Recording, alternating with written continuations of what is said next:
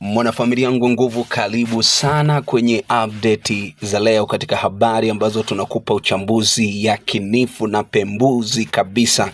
Mwenyekiti wa Chama cha Demokrasia na Maendeleo Chadema kanda ya Pwani, Boniface Jacob maarufu kama Boni I, amefunguka kuhusu mikakati iliyotumiwa na kambi ya aliyekuwa mwenyekiti wa chama hicho Freeman Mbowe katika uchaguzi mkuu wa ndani ya chama uliofanyika Januari 2025, akisema walifanya kila walichoweza kuhakikisha Mbowe anashinda, lakini hatimaye upepo wa kisiasa haukuwa upande wao.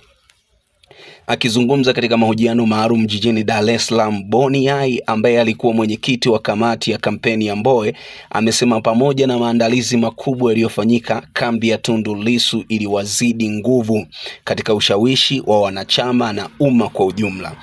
Kwa mujibu wake, tofauti ya kula 32 pekee kati ya Mbowe na Lissu ilikuwa ushindi kuwa walifanya kampeni madhubuti licha ya mazingira kuwa magumu kwa upande wao. Ndani ya Bavicha na kundi kubwa la vijana wa chama, wengi walikuwa upande wa Lissu. Hata kwenye mitandao ya kijamii tulikumbana na changamoto kubwa ya kupata watu wa kujitokeza wazi kumunga mkono Freeman Mbowe, na nukuu, Boni I amesema walibaini mapema kuwa kampeni za umma hazikuwa zikiwapa matokeo mazuri, hivyo wakaamua kueleza nguvu zao kwa wajumbe wa mkutano mkuu wa Chadema uliokuwa na haki ya kupiga kura.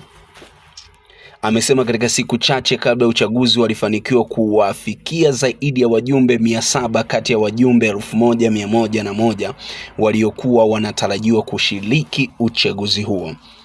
Na nukuu, Mbowe alikutana na mamia ya wajumbe katika maeneo mbalimbali ya Dar es Salaam, ikiwepo Mbezi, Mabibo, Mwenge, Magomeni na Manzese. Tuliamini kuwa juhudi hizo zingetupa ushindi, anasema Boni I.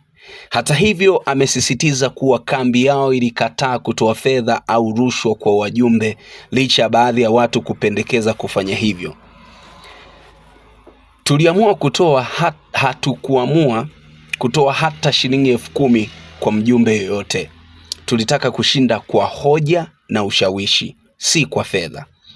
Tuliona kutoa fedha kungeimarisha madai kwamba Mbowe alikuwa kiungwa mkono na nguvu za serikali.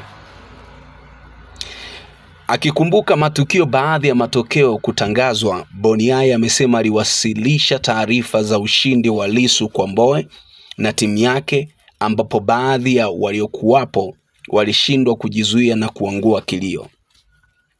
Nukuu yake, niliingia chumbani na kueleza matokeo.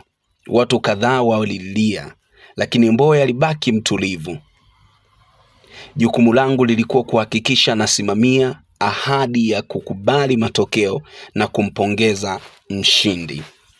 Lakini baadaye Mbowe alikubali rasmi matokeo na kumpongeza Tundu Lissu kwa ushindi wake, hatua iliyotafsiriwa kama ishara ya kukomaa kwa demokrasia ndani ya chama hicho. Kuhusu madai ya kumsaliti Mbowe baada ya uchaguzi, Boni I ameyakanusha vikali, akisema alibaki upande wa Mbowe hadi mwisho wa mchakato na kwamba baada ya uchaguzi chama kilipaswa kuungana chini ya uongozi mpya. Usaliti ungekuwa kama ningehama kabla ya matokeo kutangazwa. Nilikuwa bega kwa bega na Mbowe hadi dakika ya mwisho. Mara mshindi anapopatikana, chama kinapaswa kuwa kimoja, kwa umoja na mshikamano.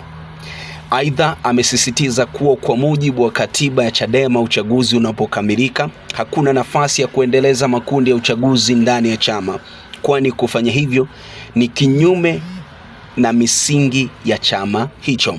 Boni I amesema uchaguzi wa Chadema wa mwaka 2025 ulikuwa miongoni mwa uchaguzi mgumu na zilizofuatiliwa zaidi katika historia ya chama hicho, ukivutia umakini mkubwa kutoka kwa Watanzania ndani na nje ya nchi. Licha ya Mbowe kushindwa, sikujutia mchakato ule. Kilichoshinda mwishowe ni Chadema na demokrasia ya ndani ya chama. Mwisho wa nukuu ya Boni I. Tafadhali